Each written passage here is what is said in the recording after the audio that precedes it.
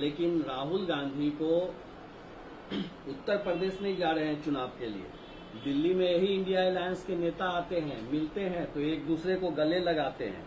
यानी दिल्ली में हगिंग, केरला में बेगिंग और कर्नाटका में ठगिंग। स्मृति ईरानी जी का यही जवाब है।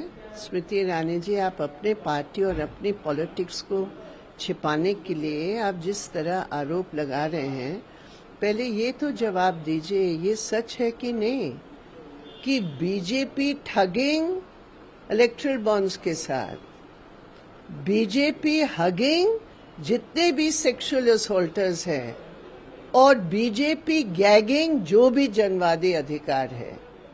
तो हगिंग, ठगिंग, गैगिंग ये तो बीजेपी का खेल है। ऑपोजिशन देश को बचाने के लिए, संविधान को बचाने के लिए, जनवाद को बचाने के लिए एकजुट होकर बीजेपी और आरएसएस की उस पॉलिटिक्स को हराने के लिए हम खड़े हैं। आप लोग पार्टी दावा कर रहे हैं कि केरल में एक भी सीट बीजेपी को नहीं मिलेगा, इस दावे का क्या आधार है? नहीं, दावे का सवाल नहीं है। सवाल ये है कि भारतीय जनता पार्टी की जो पॉलिटिक्स है, विभाजन की नीति, वो केरल के लोग पसंद नहीं करते हैं।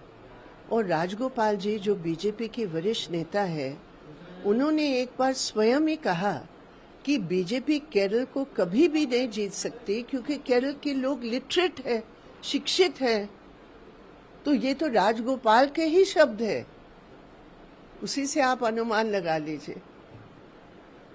Union Ministry says the condition of the opposition is that they are fighting in Wayanad. Left parties are saying that why does Rahul Gandhi not go to Uttar Pradesh and contest, but when the same left goes to Delhi for an India Alliance meeting, they hug Rahul Gandhi.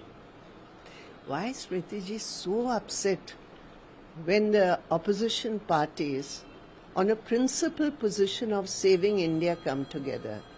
We can answer Smriti ji in the same language. Smriti ji, please answer. BJP hugging sexual criminals, BJP thugging India with electoral bonds, BJP gagging democracy in India by the use of draconian laws and agencies. So hugging, thugging, gagging, that is the BJP's brand of politics.